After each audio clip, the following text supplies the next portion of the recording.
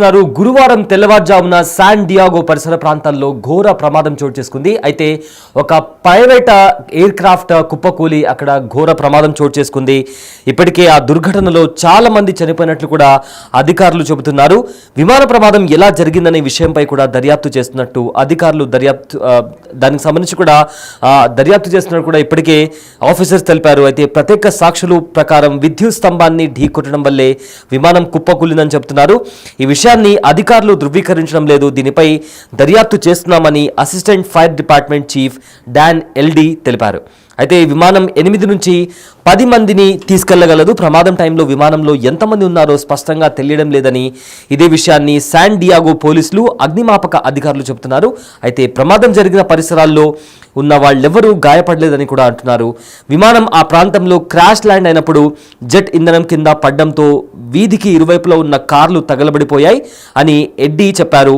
కూలిపోయిన విమానం గురించి శాన్ డియాగో అధికారులు వివరాలను విడుదల చేయలేదు, కానీ అది మిడ్ వెస్ట్ నుంచి వస్తున్న విమానం అని కూడా చెప్తున్నారు.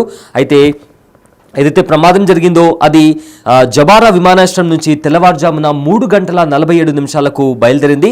శాన్ డియాగోలోని మెంటోగోమోరియో గేబ్స్ ఎగ్జిక్యూటివ్ విమానాశ్రయానికి చేరుకోవాల్సి ఉంది. అయితే ఈ క్రమంలోనే ప్రమాదం జరిగినట్టు తెలుస్తుంది. ఈ ప్రమాదంలో కార్లు దగ్ధమయ్యాయి. దాదాపు 15 ఇళ్లు ధ్వంసమయ్యాయి. ఆ విమానం క్రాష్ ల్యాండ్ అయినప్పటి నుంచి అన్ని ప్రాంతాల్లో జెట్ ఇంధనం ఉంది అని ఎడ్డీ అన్నారు. అయితే ఆ ఇళ్లను తనిఖీలు చేసి స్థితిలాల్లో ఉన్న వారిని కూడా బయటకు తీసుకురావడంపై ఫోకస్ చేసినట్టు అధికారులు తెలిపారు. ప్రైవేట్ విమానం కూలిపోయిన సమయంలో చాలా పొగమంచు ఉందని కూడా అధికారులు చెప్పారు. అయితే ప్రమాదం జరిగిన పరిసరాల్లో చాలా ఇళ్లు ధ్వంసమయ్యాయని కూడా అధికారులు వెల్లడించారు. అయితే ఆ ప్రాంతంలో ఓ ఇంటి పైకప్పు పూర్తిగా కూలిపోయినట్లు కూడా కనిపిస్తుంది. తెల్లటి లోహపు ముక్క ఒకటి అందులో ఉంది. అయితే దానికి సంబంధించి 1/2 డజన్ పూర్తిగా కాలిపోయిన కార్లు కూడా ఉన్నాయి. చెట్ల కొమ్మలు ఏవైతే ఉందో దానికి సంబంధించి కూడా పొగ కూడా ఆ ప్రాంతంలో కూడా దట్టంగా అలుముకుంది. అయితే ప్రమాదం జరిగిన ప్రదేశానికి కొద్ది దూరంలో ఉన్న వ్యక్తులు కూడా తామేదో శబ్దం విని మేల్కొని చూస్తే పొగ కనిపించిందని కూడా అంటున్నారు. భయంతో వాళ్ళంతా తమ పిల్లలను నిద్రలేపి వారిని తీసుకొని పరిగెత్తినట్టు కూడా చెప్తున్నారు. అలా వెళ్ళిపోతున్న టైంలో కార్లు కాలిపోతున్నట్లు కూడా చూసామని కూడా అంటున్నారు. అయితే పోలీసులు ఆ ఇంటి నుంచి 3 హస్కీ కుక్క పిల్లలను కూడా రక్షించి వాటిని ఒక వ్యాగన్లో ప్రమాద స్థలం నుంచి దూరంగా తీసుకెళ్లారు. కొన్ని బ్లాక్ల దూరంలో కూడా కొన్ని కుటుంబాలు పార్కింగ్ స్థలంలో నిలబడి తమ ఇళ్లకు వెళ్లేందుకు కూడా ఎదురు చూస్తున్నారు. అయితే మొత్తం మీద ఏదైతే అక్కడ ఆ ప్రమాదం జరిగిన చోట కూడా అంతటా కూడా ఇళ్లకు సంబంధించి కార్లకు సంబంధించి కూడా పెద్ద ప్రమాదమే చోటు చేసుకుంది. ఒక ప్రైవేట్ జెట్ క్రాష్ ల్యాండ్ అవడం వల్ల అక్కడ పెద్దగా పేలుళ్ల శబ్దం వినిపించింది. దట్టమైన పొగ కూడా అలుముకుంది. డజన్కి పైగా కార్లు కూడా కాలిపోయాయి.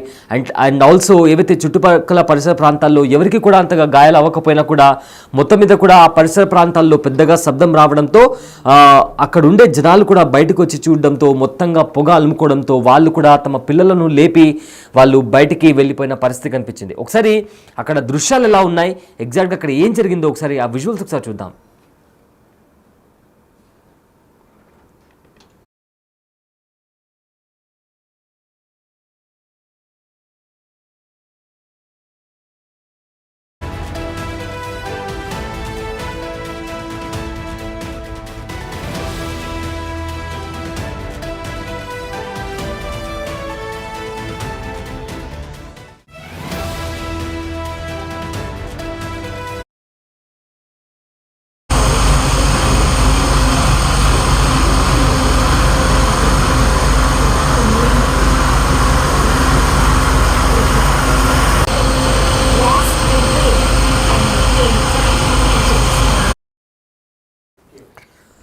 రైట్, మీరు బిగ్ టీవీ స్క్రీన్ పైన ఆ ప్రమాదానికి సంబంధించిన విజువల్స్ కూడా చూస్తున్నారు. శాన్ డియాగో ప్రాంతంలో ఒక ప్రైవేట్ జెట్ క్రాష్ ల్యాండింగ్ అవడంతో అక్కడ మీకు కనిపిస్తున్న కార్లు ఏవైతే ఉన్నాయో డజన్కి పైగా కార్లు కూడా ధ్వంసమయ్యాయి. అండ్ అక్కడ చాలా పెద్ద పేలుడు కూడా సంభవించింది. ఇప్పటికీ అక్కడ డిజాస్టర్ మేనేజ్మెంట్ ఫోర్స్ కావచ్చు, దానికి సంబంధించి రెస్క్యూ ఆపరేషన్ కూడా చేపడుతున్నారు. అక్కడ మనకు స్క్రీన్ పైన కనిపిస్తున్న ఇళ్లకు సంబంధించి కూడా ఎవరైతే ఆ చుట్టుపక్కల ఉన్న స్థానికులకైతే ఇలాంటి ప్రమాదం జరగలేదు, కానీ ఏవైతే అక్కడ కార్లు ఉన్నాయో డజన్కి పైగా కార్లు కూడా కాలిపోయినట్లు ఇప్పటికే అధికారులు సమాచారం ఇస్తున్నారు.